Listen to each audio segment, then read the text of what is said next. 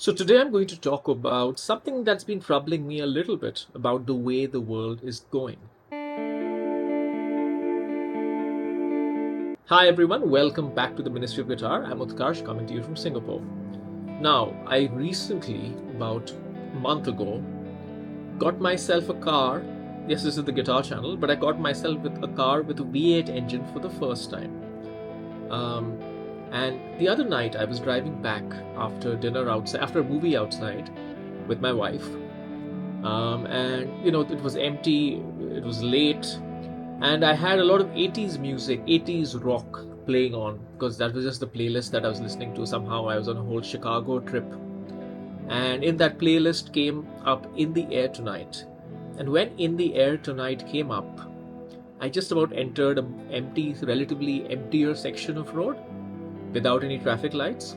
And just before, the famous part where the drums come in, just before that, just as the drums kicked in on In the Air Tonight, I entered a piece of snaking road where I could actually accelerate and listen to that V8. And it was a moment. There are moments, they often say that life is a lot of dull moments, a lot of irritating moments, a lot of anxiety punched by moments that just make everything else make you understand what the point and what the pleasure of being alive is. Well, it was one of those moments.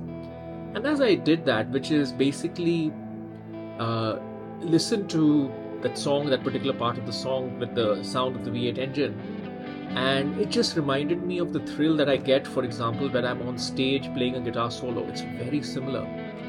And as I was imagining that, the thrill of that kind of music, that kind of sound, the car, everything, the wind in your hair, everything at that point in time, I was trying to think about, wow, we, at least back in the 80s or 70s or whatever, during this entire golden age of, what you could say, the golden age of America, so to speak, because if you think about rock and roll, you think about big engines. It's synonymous with America to some extent, though, of course, rock and roll does associate with England, and big engines associated with many other countries, such as even say Germany, where my favorite cars come from. But this whole romance of the big petrol internal combustion engine and these big guitars and big solos and that big sound, that very in-your-face sound, that combination is actually dying, because from a car's perspective, of course, it's going to become all silent, all appliance like electric cars. And even from a music standpoint, music is becoming increasingly more passive. All of us know how popular stuff like lo-fi music, background music has become. And what strikes me, and this is the third thing happening, which also connects to this, is that in general, alcohol sales have gone down dramatically.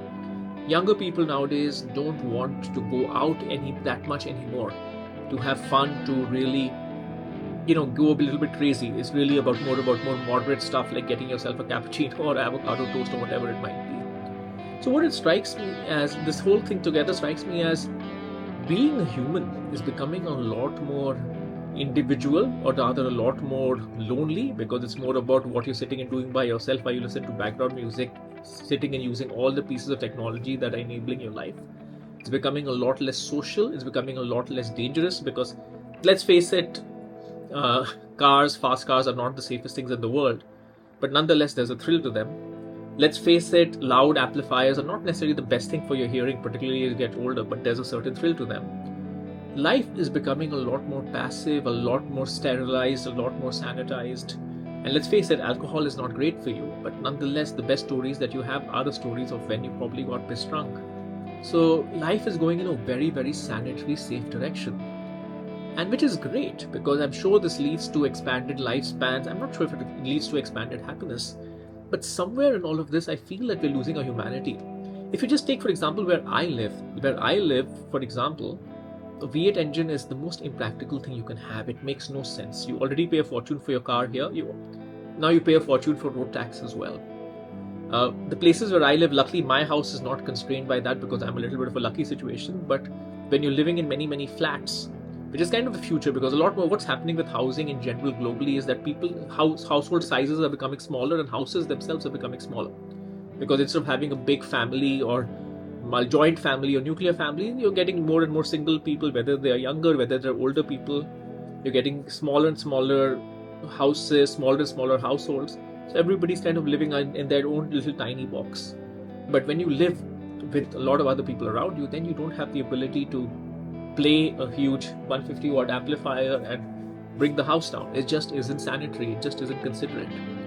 So when I look back at the 70s and 80s, and of course this is with a tinge of romance of a period that I'd never really experienced, I see life that was a lot more uncontrolled. I see a lot more avenue to be human even in normal days.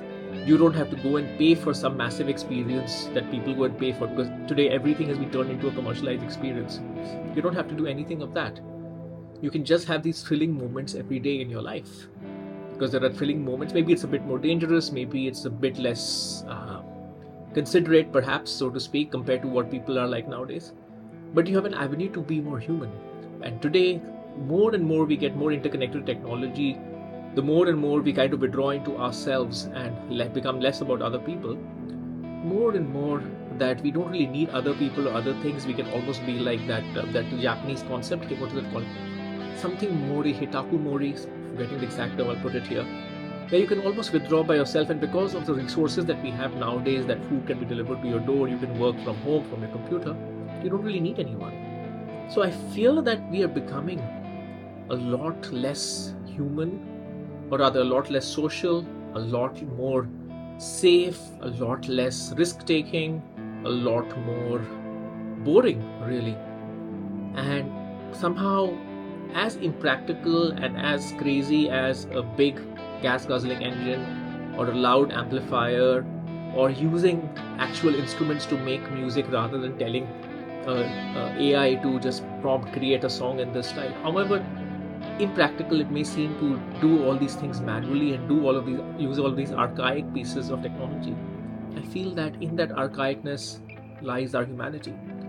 So that's what I'm a little worried about. I'm a little worried about that perhaps my generation, or the ones slightly younger, the ones who